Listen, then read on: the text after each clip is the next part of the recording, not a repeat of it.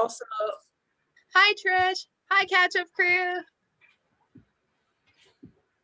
Hello, everyone. What were you going to say, Andy? I looked at the chapter and it's got like 11 pages and the next one is 18 pages. And I have no idea how long that will take. But if you want to read essays, I am quite happy to hear essays and I can just finish the chapter and not read the next one. Okay, but I should warn you that you are already part robot. And this was the better internet.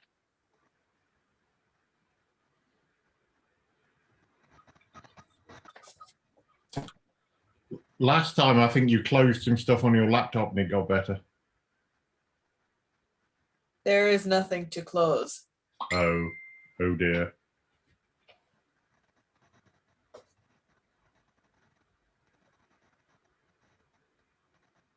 Yep, nope, this is it. This is all we get today. Mm-hmm. It sounds better now. It looks pretty good now.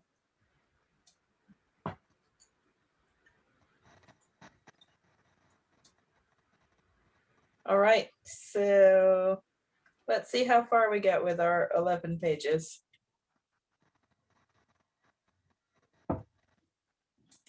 If you remember from last time, Sarah Veronell's put up a big announcement that he's having a great big party and is inviting everyone, and he didn't invite the owner of Baubles and Relics because she is a greedy, horrible person. And now he's trying to suss out information from everybody because, you know, what's a party without a purpose? And the last bit of yesterday, Sir Veronell was talking to our dear historian Oblong and trying to get him to give him information about his predecessor, Robert Flask. But Oblong was smart enough to not give anything out. Not that he knew much.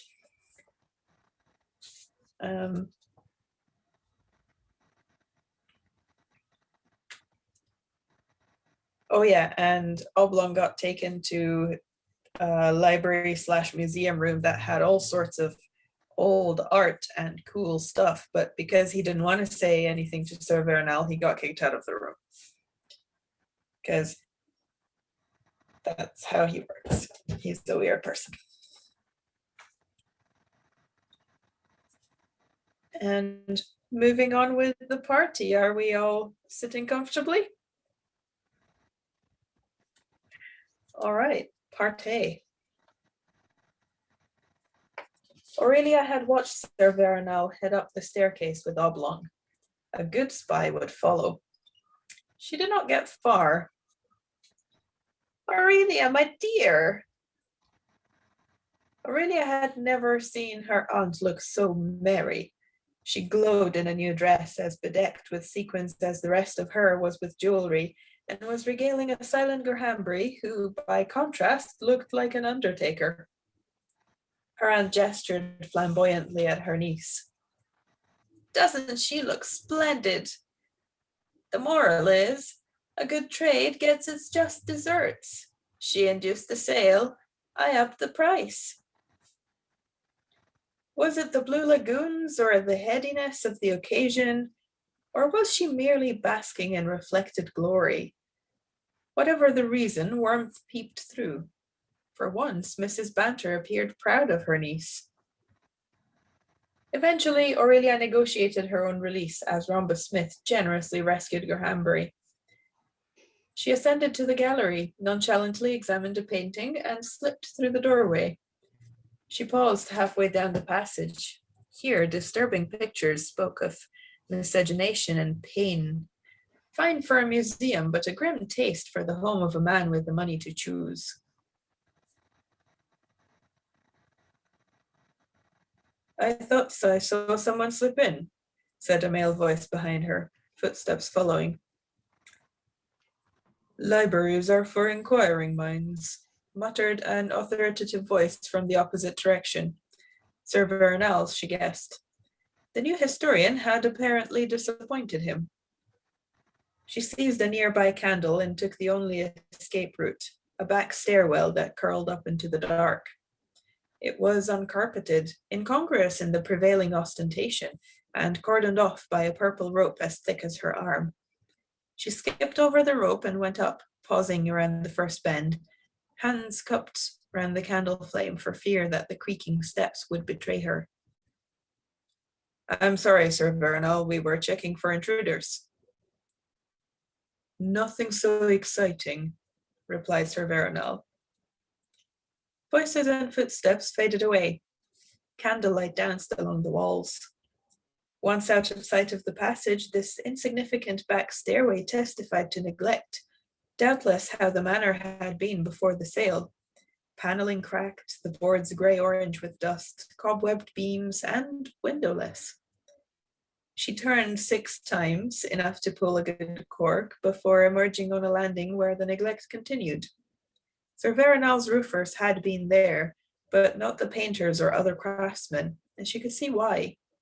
With low ceilings, mean rooms, and meaner windows, it was more a roof space than a top floor.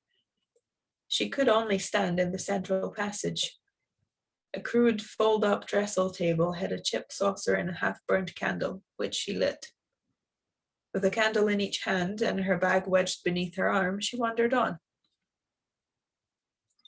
In the last room, a sizable pockmarked grey tube hugged the wainscot. She discarded her initial thought of piping. The floor had no basins or radiators, and crouched down. She bent her fingers round, and the cylinder moved. At one end, she found a handle, not easy to see, some way in. She pulled, and with effort it gave way. A lid, in effect, and from inside she extracted a wrap of material over 6 feet high and much longer. The tapestry unrolled like a carpet, its colors untouched by dust, wear, damp, or even, it seemed, time. Aurelia had a sixth sense for objects, something more than just the eye of their trade. She was confident that the work was feminine and of the same vintage as the house. Indeed, she could see rather weird church, the manor, and what was now the North Tower, free of the clutter of buildings that now surrounded them. Her eye settled first on the homelier scenes. A man entertaining another to lunch, 2 horse-drawn wagons with children, a conventional burial scene, a school class in progress. Yet she could not avoid the horrors elsewhere. A man recoiling from a telescope, eyes bleeding green and scarlet thread, as beside him a hairless monster was hunted down. Beyond, a scene teemed with barred cages, perfect cubes, some empty, some housing monsters. Others held a mix of man and animal, or animal and bird. She rationalized the confusing narrative as a blend of local legend and fantastical imagination.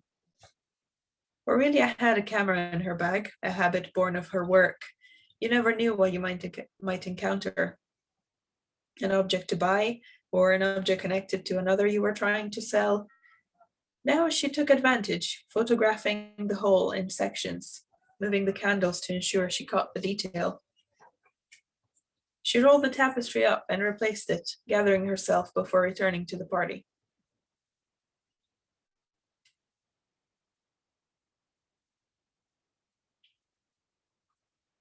A passing guest jolted Miss Trimble's arm, spilling her drink, and moved on, oblivious.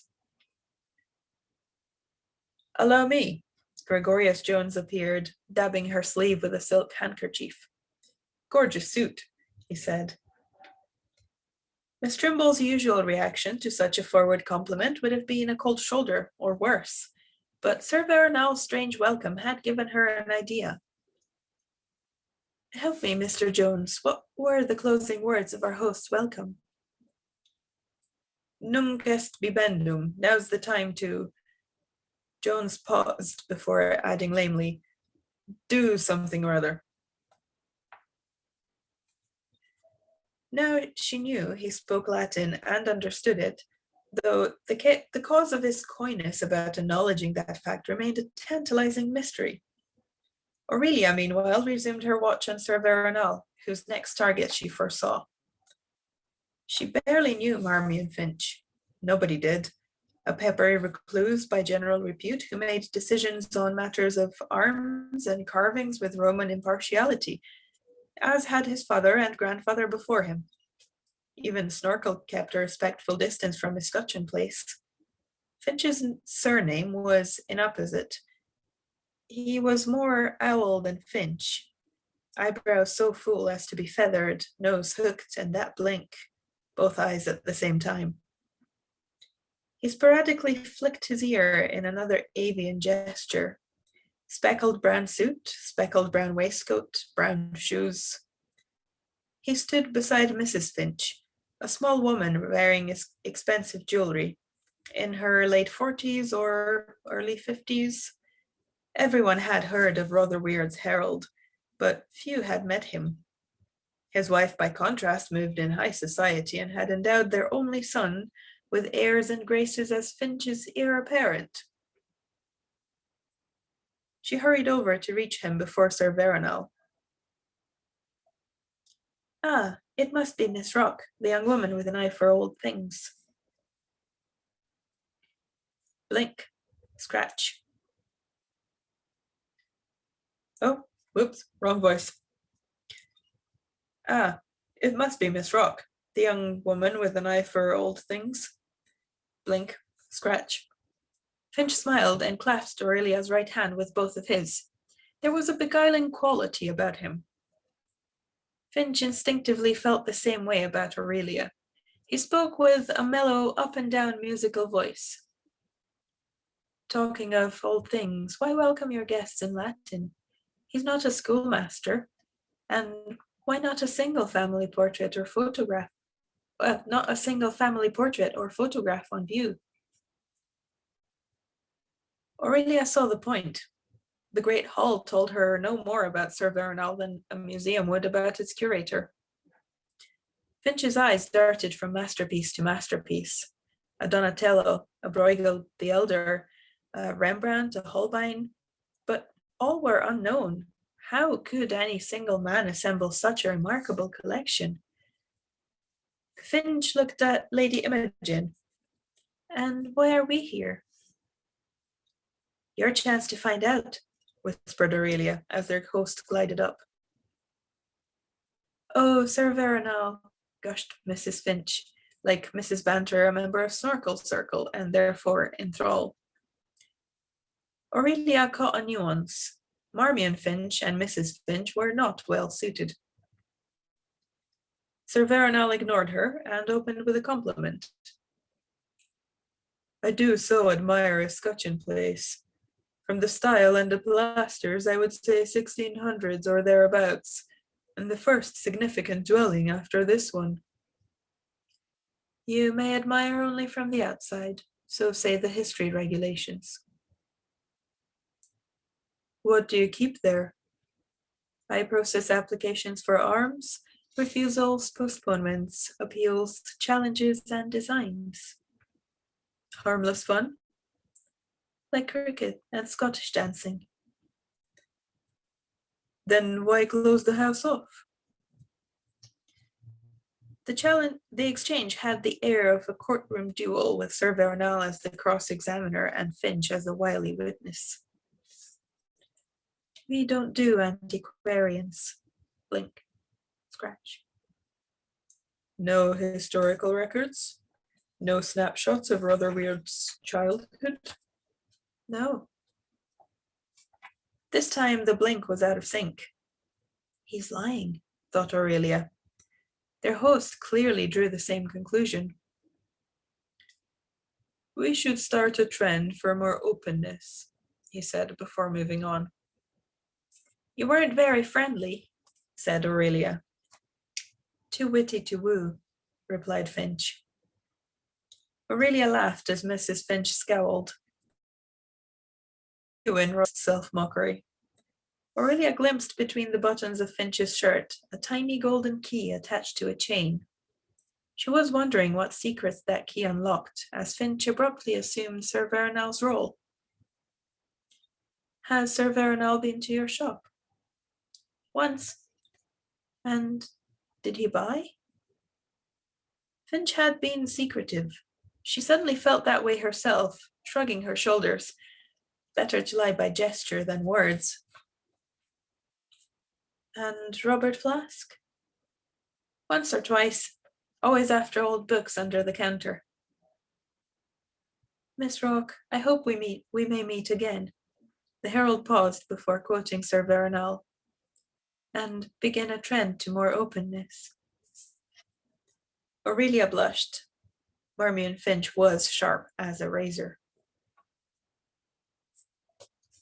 At the other end of the room, Mrs. Banter, having left Rhombus Smith, was searching for new company when a footman appeared from nowhere.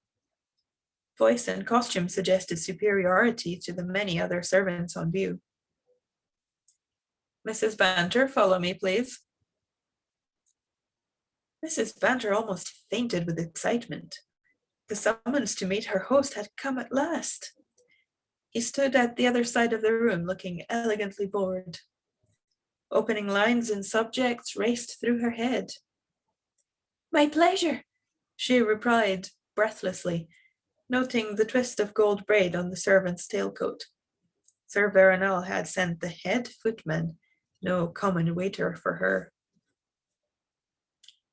But then, horror of horrors, the wretched man led her firmly in the opposite direction to the entrance to the great hall.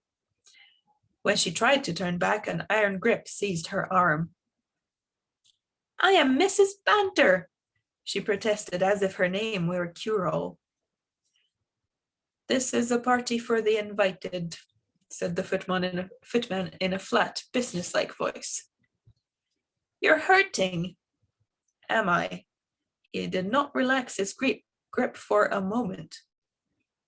Mrs. Banter's cheeks burned.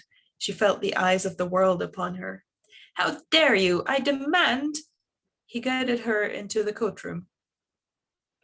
You will give me your ticket. She meekly handed it over. He retrieved her coat and led her through the porch into the night air. You have 3 minutes. Do not let us see you here again. Sir Veronel does not give second chances. Mrs. Banter strode back to the gates. Despite struggling for a brave face, the tears came. She found a bench in a nearby alley and collapsed, head in hands, her mascara running. Such humiliation. The actress watched as the woman was escorted out. She looked harmless and well-heeled. A guest revealed that she owned baubles and relics. The actress had another tiny lead. Oblong found that the appeal of his company diminished in proportion to the drink consumed. Feeling increasingly isolated, he wandered outside. A lopsided cat scuttled across the lawn, arousing Oblong's sympathy, but also his muse. A three-liner, unsurprisingly free by his standards, came to him. Oh, Felix, how did the double helix fashion you? He took out his notebook, and his spirits rose.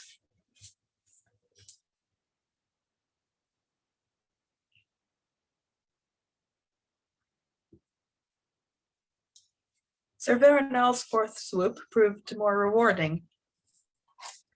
Ah, Mr. Strimmer. The scientist shook Sir Veronel's hand. You've barely moved all evening. You find my guests dull? A fair proportion, replied Strimmer. Sir Veronel smiled. A kindred spirit at last. A view I'm inclined to share. Strimmer had never encountered such a penetrating gaze or such directness. Sir Veronel's skin had the sheen of a newborn mouse. This was not the kind of man he had been led to expect. You're a physicist? Add to that inventor, passable chemist, and engineer. Immodesty came naturally to Strimmer.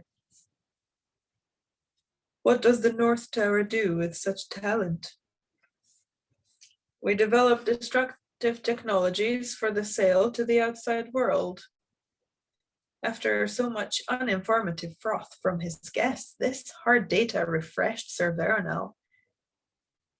You approve of such science? The world is groaning with unnecessary people. We serve the need to cull.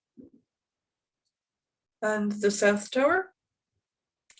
Waste of space unless you like baby science, games and stargazing.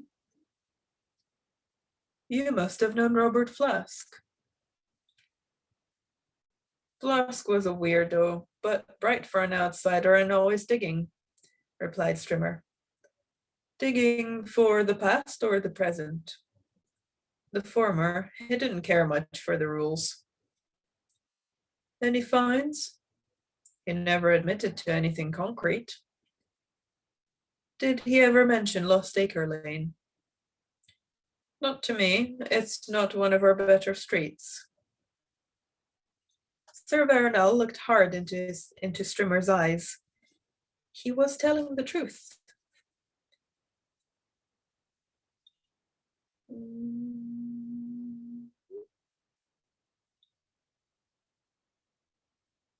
The mayor accused Flask of encouraging his class to explore the past, a strangely self-destructive act. Strimmer had himself been puzzled by this aspect of Flask's behavior, hardly in character for such a calculating man. Flask liked to be ambiguous, and you're right, his vanishing is another puzzle. Did he jump before he was pushed? Ooh, excuse me. Or was it a rush of blood? Or was he permanently removed? Added Sir Veronal. Strimmer's head jerked skywards, Sir Veronal following suit. A few yards away, a ribbon of smoke had curled into the great hall from under the entrance doors, and risen high into the rafters, where it had contracted into a roiling ball of darkness, like a miniature. Sir Veronal hurried up the staircase to the minstrel's gallery and summoned security. There must be an intruder. Find him. But it was too late. As servants scurried, the cloud exploded in a blinding flash with a sound of divine intervention. Angelic brass announcing the last strum. Inside Sir Veronal's nerve center, the screens went blank. As the fanfare faded, the entrance doors swung open. A slight young woman materialized in a billowing white costume, her short hair dyed turquoise and frozen into spikes. On the costume, molecular structures, theorems from Hooke's to Fermat's to Einstein's came and went, together with a sequence of the early Fibonacci numbers in a visual cavalcade of man's scientific achievements. In the candlelight, she glowed. Over her right shoulder, the contents of a sack appeared alive and keen to escape. In her other hand, she spun a slim golden rope with weights attached. Look at you, with your snouts in the trough and mitts in the gravy. Have you no shame? Her amplified voice sounded high and husky at the same time. As she spoke, she rose higher into air, her boots miraculously extending into stilts. The guests backed away toward Sir Veronal's end of the great hall. Suddenly, her costume turned black, the scientific symbols giving way to currencies in a molten red color. Her script matched the visuals, the virtue of science slipping into the murk of material greed. We don't want your money, the apparition continued. Get her, cried Sir Veronal. The crowd, reduced from animated partygoers to shuffling automatons, made way. This house is no business of yours, added the intruder. As the head footman, Mrs. Banter's earlier escort burst into a run. As the head footman, Mrs. Banter's earlier escort burst into a run, she loosed the bolas. The small balls whipped round his ankles, tightened and locked, and he hit the stone floor hard, chin first. He did not get up. She conjured up a second bolas, apparently from fresh air. She began to spin it, as if inviting someone else to try. So rude to interrupt, she said. It's ruder to come uninvited. Sir Veronal's party voice had gone. This was business. But I am invited. She flourished an invitation as her costume began to return to its original state. Snorkel strode forward, puffing his chest like a bullfinch. Now look here, whoever you are, it's your mayor speaking. Snorky Porky. Snorkel was barely able to look at her. How dare you make such disgraceful assumptions about the good Sir Veronal? Scientists do not make assumptions. The words, the good Sir Veronal, on the other hand, do. Sir Veronal had given assurances, and assurances of what? This wake is a desecration. This house belonged to a great scientist. Shame on you all. So bizarre was this apparition and so outlandish the behavior that few were prepared to accept she could be one of their own community, until an altogether quieter male voice intervened. Rhombus Smith stepped forward. You have made your demonstration. I suggest it's time to leave.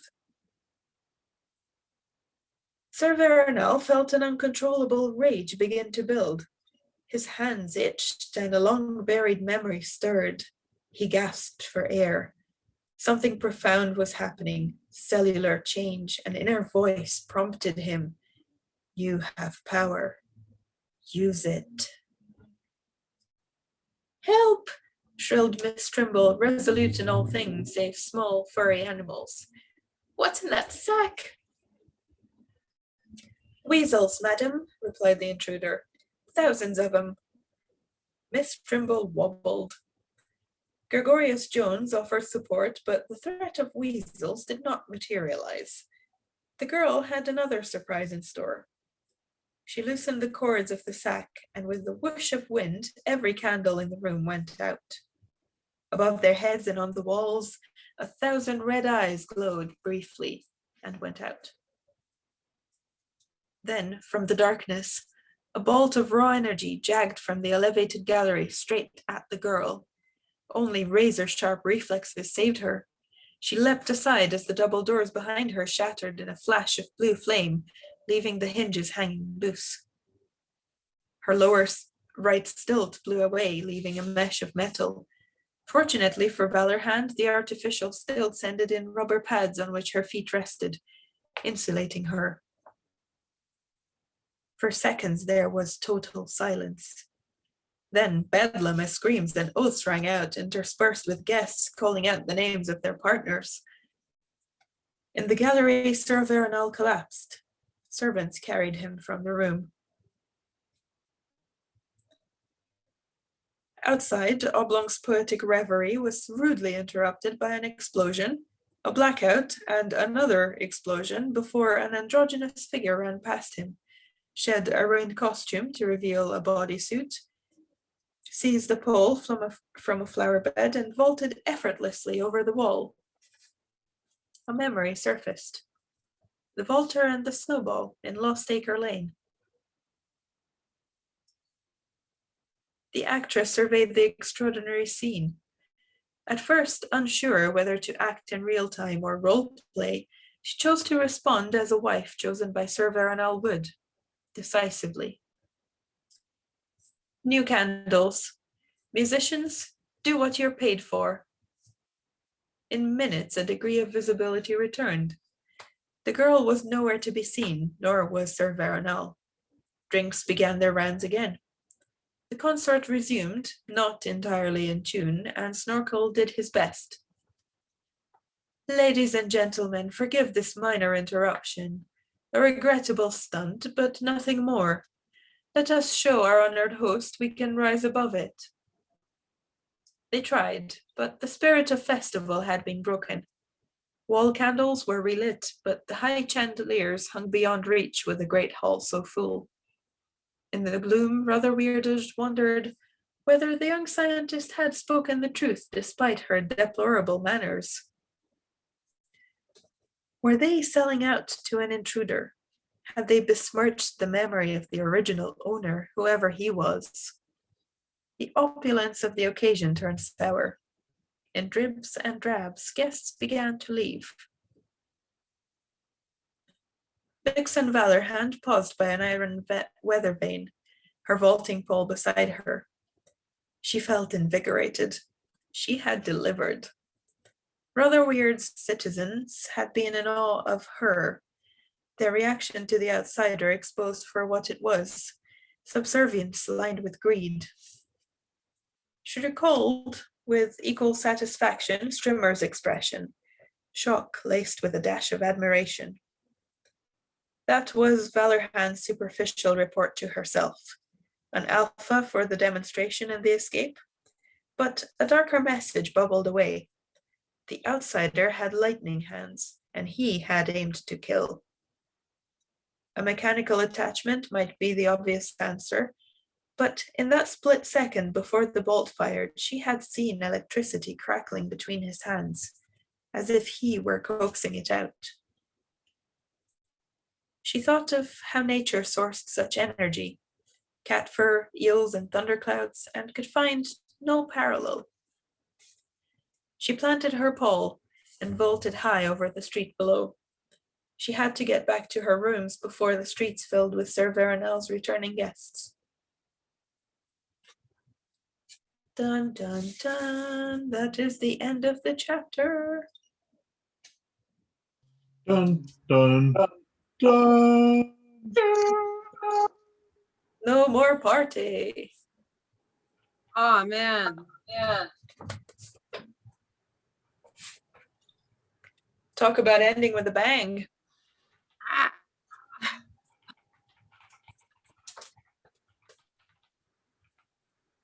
Oh man, I really like the difference between like the business voice and the party voice. Like what an interesting linguistic contrast I really like.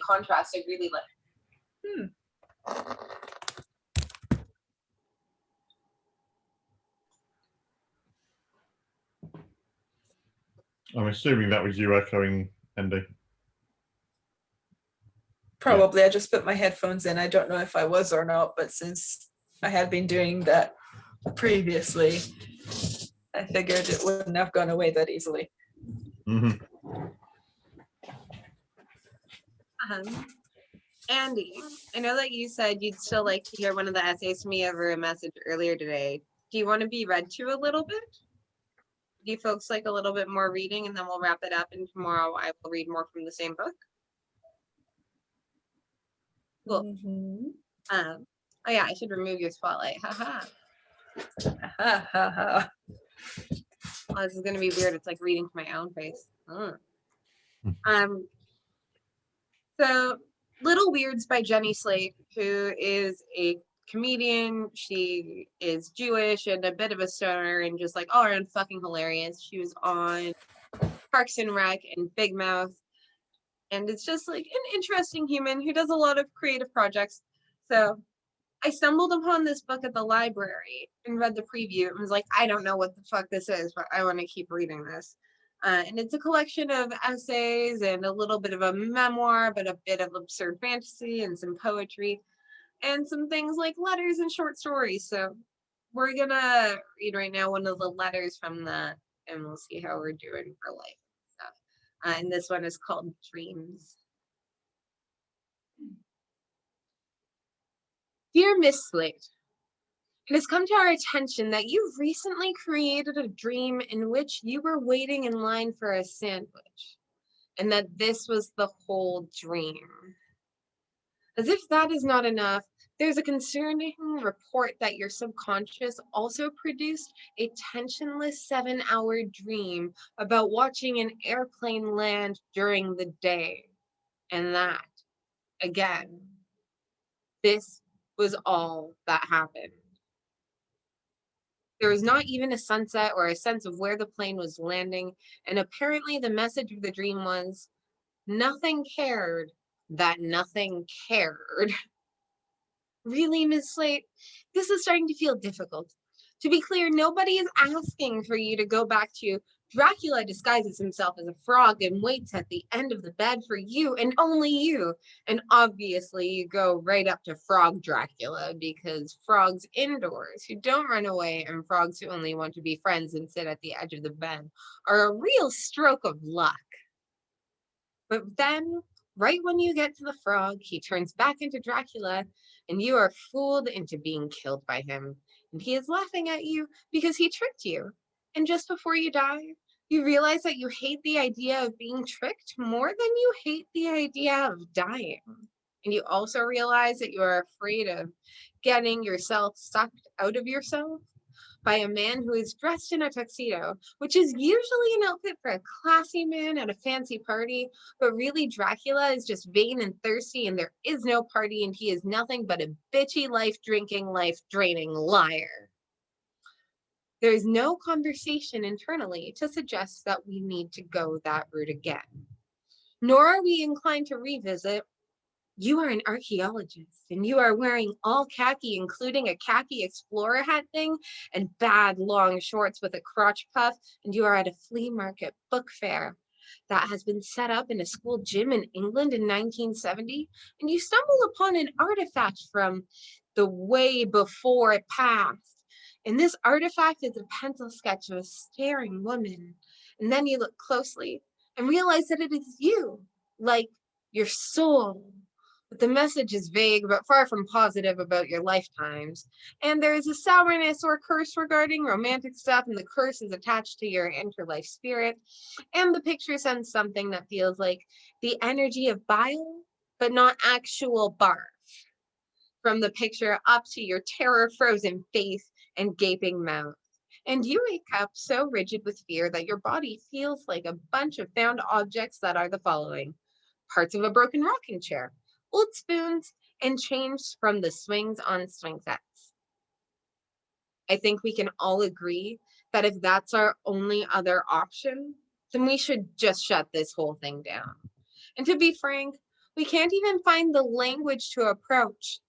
You go into the first class section of an airplane, and a man who represents an amalgamation of all your exes is somewhere on the plane, and you do not have a ticket for first class. And you find that the seats in first class are not seats, but normal-sized brown plastic beds with white sheets. And you do not have a ticket, but you still get in one of those beds and pull the covers up and hold the top of the covers between your teeth, and you feel the linen in your mouth, drying up the parts of the mouth that it touches so that it would be too painful to speak. And then you casually and completely go to the bathroom in the bed. You poop in the bed with a neutral attitude while lying flat on your back with a dry linen stuffed mouth. We can't, as they say, dignify that dream with a response. While we're not quite at that point of ending your dream life experience, we do need to have an honest discussion about this upsetting situation. The laziness and deeply boring nature of the waiting in line for a sandwich dream is simply not something that we can tolerate, and it would do us all a disservice to sweep it under the rug. The airplane landing in day dream is discouraging, especially after all we've been through. The airplane first class movement dream, as it has been labeled internally, has understandably caused great alarm and sadness. Please come in and see us at your earliest convenience so that we can dialogue about this. Sincerely, the Committee for Evening Experiences. P.S. Speaking of sweeping things under the rug, I don't think you'd hear even a peep of objection if we have a repeat of rug turns into a carpet of flowers that are alive, and you can wear the whole thing as a shawl, and new blooms keep popping up, even as you walk casually through a cocktail party at the house of a nice older woman who supports your work. There have also been numerous requests for you are sitting in the passenger seat of a van, sitting on the lap of a real dog who is the size and style of Barkley from Sesame Street. And he is sitting like a person, and you are on his lap, and he is hugging you because he loves you. And you are sharing a seatbelt. And it is the time of year that the seasonal bridge between spring and summer.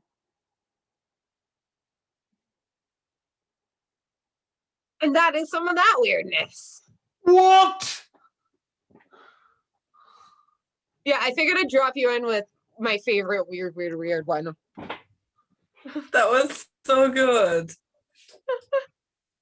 Oh, I'm glad you liked it. I was love like, that weirdness.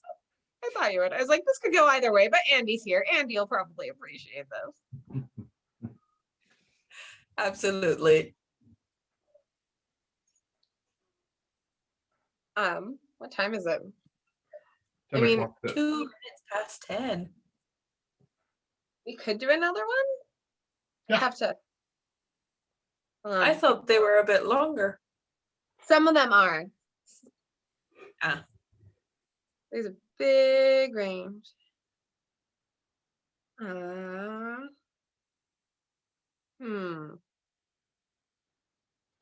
Super ego next. That one is silly. I really like the letters from the committee and her brain concept ones. Those are some of my faves. So this is another letter. We'll do another letter. Have a bit of a theme going on.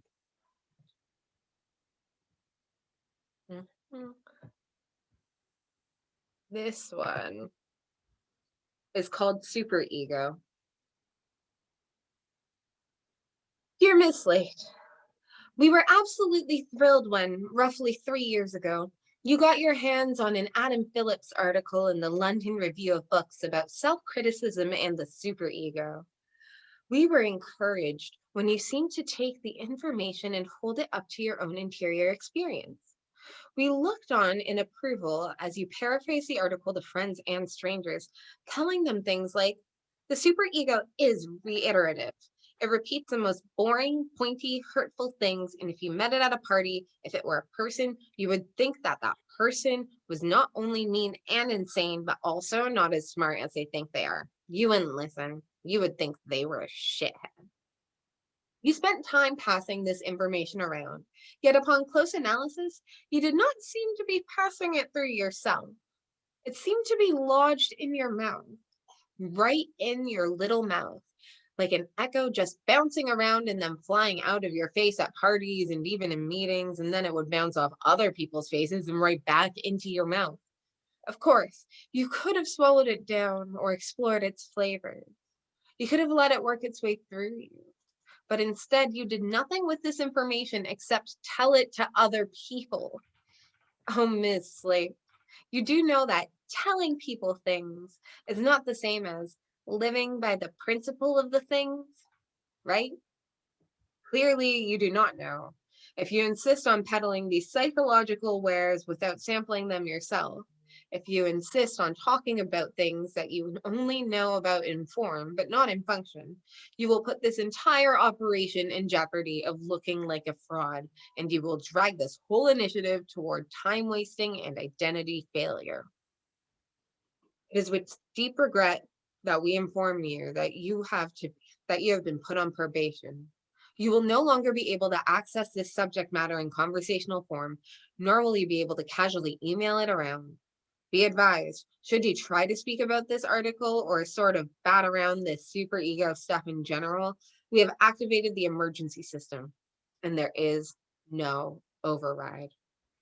If you are to open your mouth and then plan to say something like, the superego has very tight margins and doesn't allow for variance, while secretly listening to that actual superego voice inside of yourself, the system will be alerted and you will be supplied with an emergency sentence, and you will find yourself saying things like, summer is the warm time, or babies are the youngest ones we have, or Horses are too big, or anything that is true, but rather hazy sounding.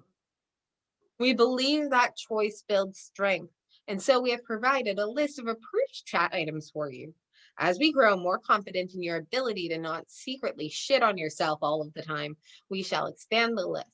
Our hope is that one day you will not need this list at all and will be able to speak freely without the secret sibling of self-abuse and shaming. But for now, your approved topics are as follows. I want to learn to be a better gardener. Veal is a bummer, and it's not even that good. Library. Orishnikov. Any and all performances / his face / voice / him. How to do bagels. Swimming in the Atlantic Ocean. Swimming in the Pacific Ocean. Evergreen trees. Why celery is not exactly what you wish. Bits of bras. Bits of jeans. Caves. Explain Easter?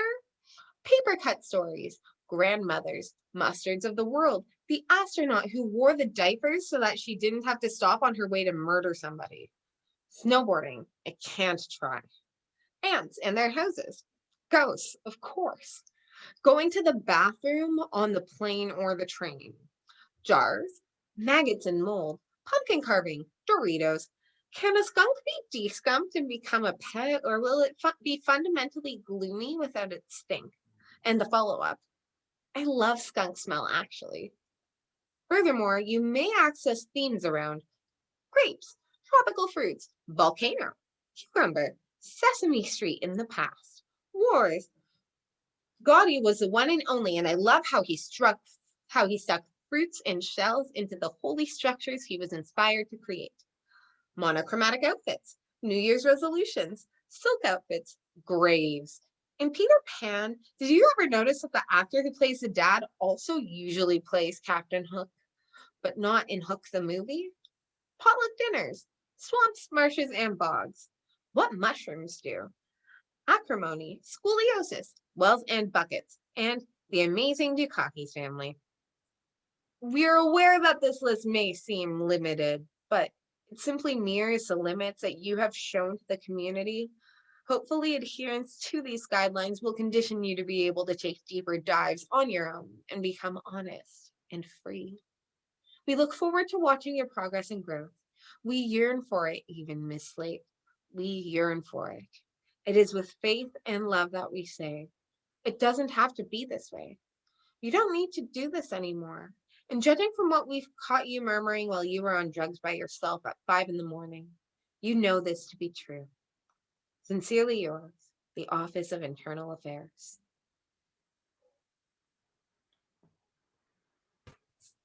Yay! Those were a lot shorter than I thought they would. This is good to know. I'm going to make a bigger list for tomorrow, too. I just skimmed for old ones that really stick out. Yeah, I like that one.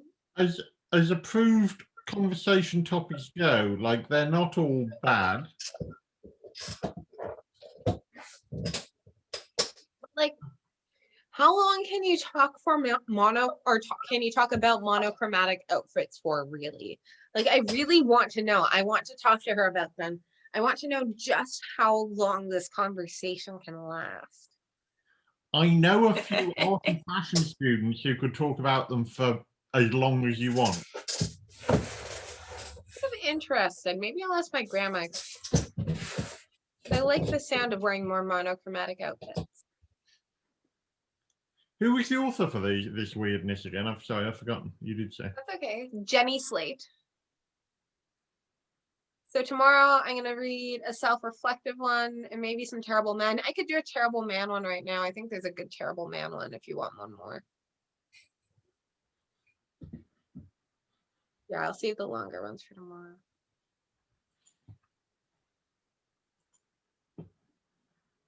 And what's the shitty man one?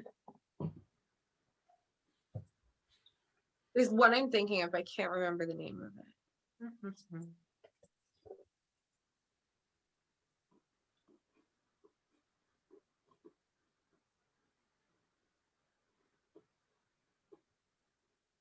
Okay, the name is not immediately giving away which one about terrible men that one is. Forge.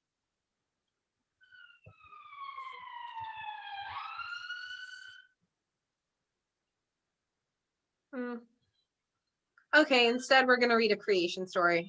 Creation story always involved terrible men, right?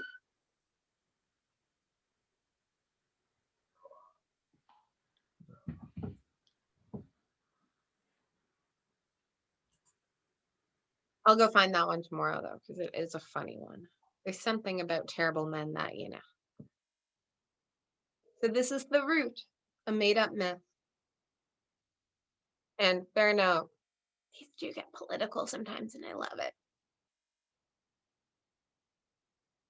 I want to be a part of a system of power that does not disgust me. I have to give myself many pep talks. I am not sure of what to do most of the time, but I do not want to do what I was doing before. I need a new story, please. I suppose I have to give it to myself. Before we all got here, there was a garden, and the garden was good. I know that this is also the beginning of the Bible. The Bible is not the only book that is authorized to talk about good gardens. There are magazines about good gardens, there are TV shows. This is just another garden story. The garden was growing, and there were people in there, and they were tending to the growth. It was living, and they were living, and they were full of blood and bones and air and germs too, and it was fine. A cruel deity spied on everyone from a shitty patch of the sky, where it was more mud-colored rather than that celestial blue-black that helps our stars stand out. He was a he, and he saw all of the people as an us, and so he was bitter and wrathful, and he realized his loneliness. And he saw the mighty garden. He saw how fertile the soil was, and how varied the garden culture was. And he just twisted even tighter in his knobbed and dry identity. He sent down a bad pod to shove itself and burrow in the garden. And while one man was harvesting more than he needed one day, he held the extra in his hands and he turned his eyes to the side towards something that whispered to him. It was the imposter pod. It had become a plant. Think of it like this.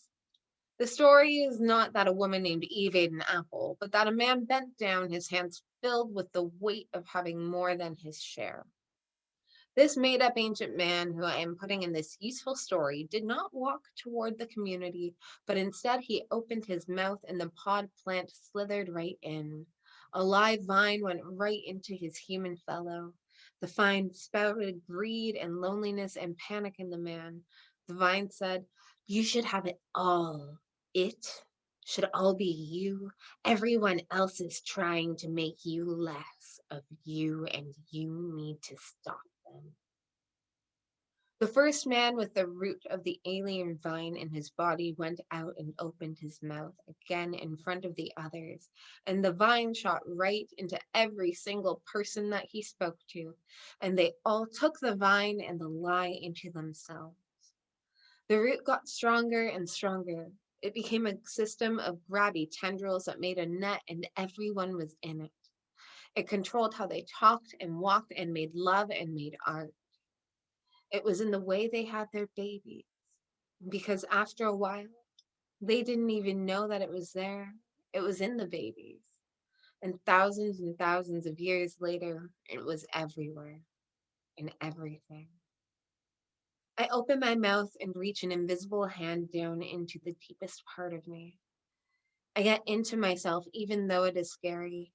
If I deny that the root is in me, I will never change.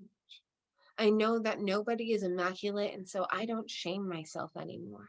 I just try to weed myself so that I don't wither and weep. I reach down and start to pull the root. I am pulling and it tortures me. Make no mistake. When I yank the vine a bit, when I disturb the root in its little grave inside me, it shows me all of the memories of all of the times that I have honored the pod like a drooling pool. Holy moly, this shitty vine grips tight to my soft pink brains and infuses my thinking. It says that I'm a hypocrite, and it says it in the voice of authority figures, ex-lovers, even my own mother. But I am allowed to rehabilitate and move forward. So I give myself reasonable counsel. This is nothing but spooky stuff from a freaked out root. This is what happens in an exorcism, babe. The bad thing that wears the faces and forms of your failures and family, and it says, you are hurting me. I keep an eye on my stamina, and I pull slowly and consistently. I watch the pod whisper to men that if they really pull it out, it will pull off their penises. I am just one woman pulling an ancient cultural root out of her spirit, and I am not a doctor or a shaman, but I can say, just as a citizen and an ally, that nothing will happen to your penis if you stop being a misogynist. It will still be the same penis. Maybe if you stop listening to the insidious whisper of a centuries-old pod, you will have less stress about your penis, though. Just a theory, but I'd actually bet money on it. It is strenuous and isolating to do this work within myself. I pull and the root tells me that I look ugly while I am pulling and that nobody will want to have sex with me anymore. That is scary because I want to be nice looking and have romances. But my job is to listen and hear how these are cruel threats and outright lies. My job is to pull. Every time one more inch is pulled out from the inside of me, I feel relief. I start to look different. I look more specifically like myself. I look less like someone who hopes that a pod will accept her. I'm more like a flower who busted up out of the soil in the middle of the night, fed by equal portions of sunlight and moonbeams. It actually feels more sexual than ever.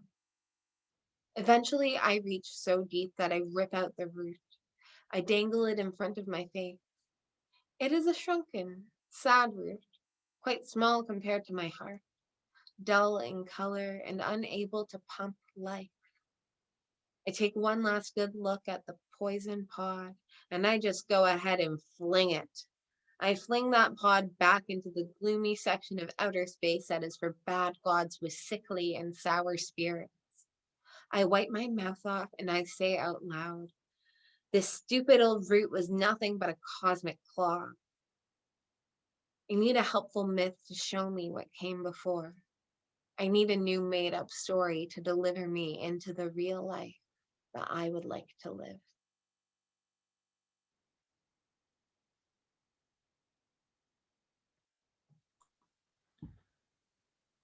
You managed very creative weirdness. Well done. Thank you. It's really just Jenny Slate and me trying to do weird voices with all her stuff.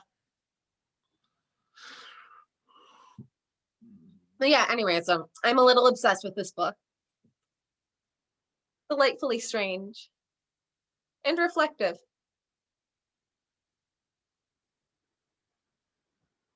Yes.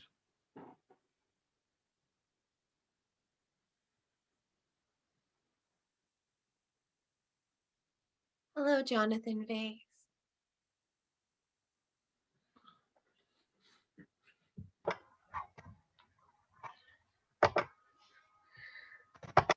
I'll just be mashing potato with corned beef. Yeah. Food. Not that you wanted to know that. I always want to know if there's potatoes around. Yeah. Always. You should speak to Malcolm. He's yeah. I'm in Ireland. Of course there's potatoes in it. Everybody loves potatoes, don't they, really? Just one of those things. Do everything with them. Boil them, mash them, stick them in a stew. First breakfast, second breakfast.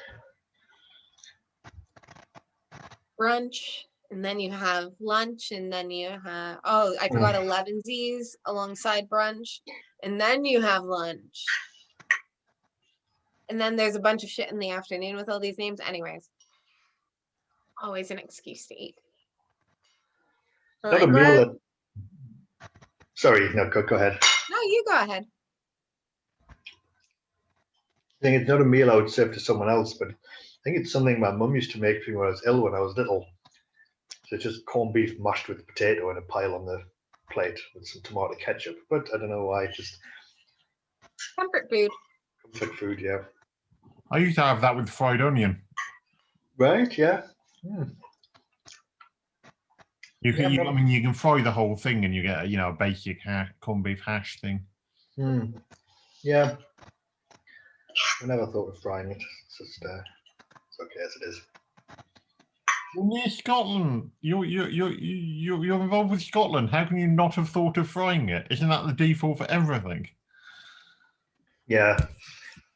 Can you actually batter and deep fry mashed potato though? I don't know. Oh Suppose yeah, you totally I guess you fucking can, can. It's yeah. so good. If you can do it with ice cream, you can do it with anything. Yeah. They deep fat fried lard. Oh. Yeah. One year for Festivus, my brother-in-law brought out the fryer and had a competition to see who could bring the best things savory and sweet to deep fry.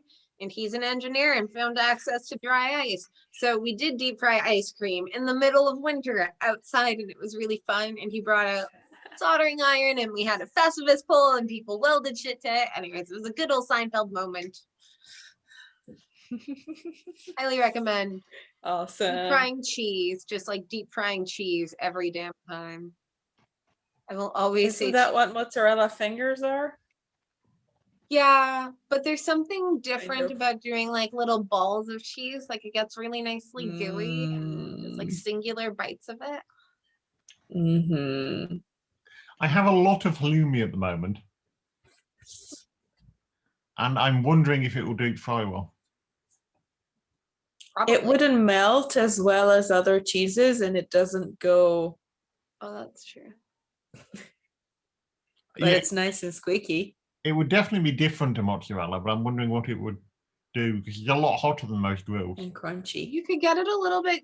It might be closer to like deep fried cheese curd kind of texture if you cut it in cubes. Actually, that could be really nice to like top a curry with. Top a curry with? Yeah. Mm. Halloumi's got a similar enough texture to paneer that sometimes I'll toss it in a curry. Huh. Well, I used to anyways. Paneer is a bit softer though. Yeah, or it at is a least bit the one softer. that I had was. Yeah, it usually is a little bit softer, but it will work in a pinch if you don't have any. Also, I really like chopping halloumi into little strips and roasting it with just like Mexican vegetables and making halloumi tacos and tossing a can of beans on with that. Yum. I've been missing cheese. I usually just fry it in the pan and eat it with salad. When I need something a little warm on the side of the salad instead of using like feta cheese or whatever. I would normally have it on kebab skewers with other kebabby things. I made a barbecue last week with Lee and Shell and Siga on the meadows because it was nice and sunny and everybody was barbecuing, and we made skewers with halloumi and tomato and stuff and things. That's so nice. Yeah, it was great. I accidentally have a kilo of halloumi, so I can experiment with many of these things. A kilo of halloumi sounds like heaven. I think I have half of that. I bought 2 packs.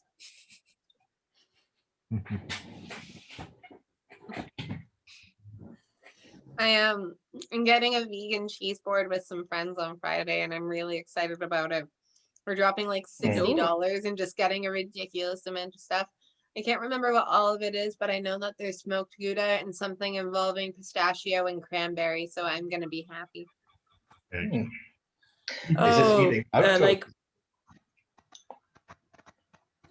Saying, is this eating out or is this an at-home self-made thing? They're picking it up from somewhere, and then we're gonna have a picnic. Sorry, Andrada, we spoke over each other, but jumped in. Carry on. It's fine. It's the connection being silly. I was thinking you said pistachio and cranberry, so I'm thinking that's probably brie. That's what I was thinking too. Ish. Probably something soft. I had a really good vegan brie a couple weeks ago. For my birthday, I treated myself to a month of a vegan cheese subscription box that had caramelized onion, cream cheese, brie, and feta. And they do a really good tofu feta.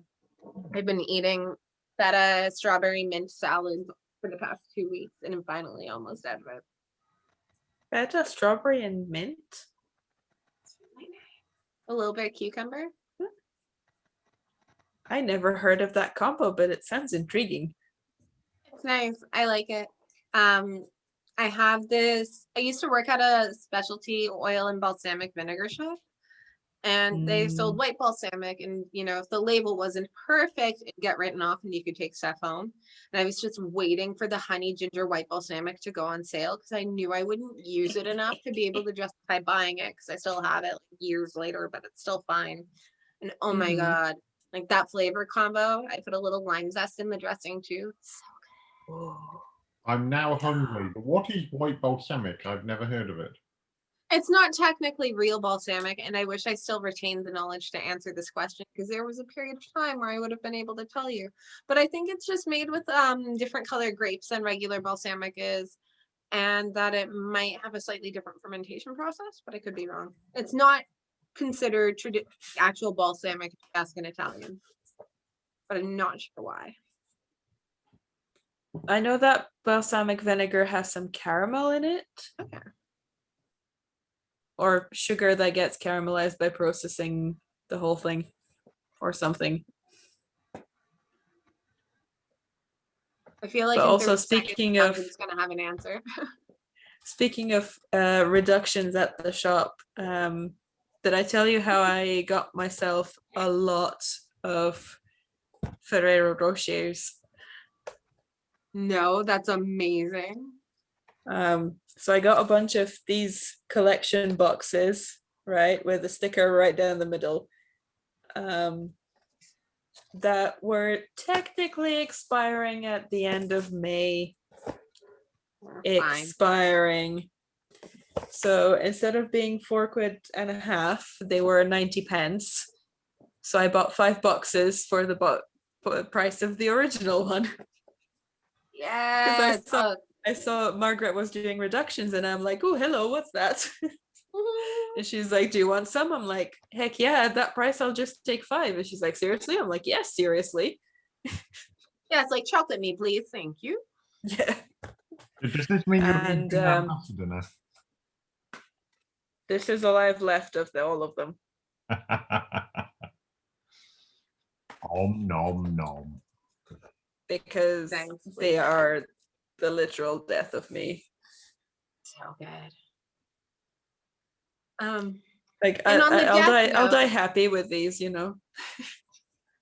On the note of death, should we say goodbye to the ketchup crew? It seems like a good ending.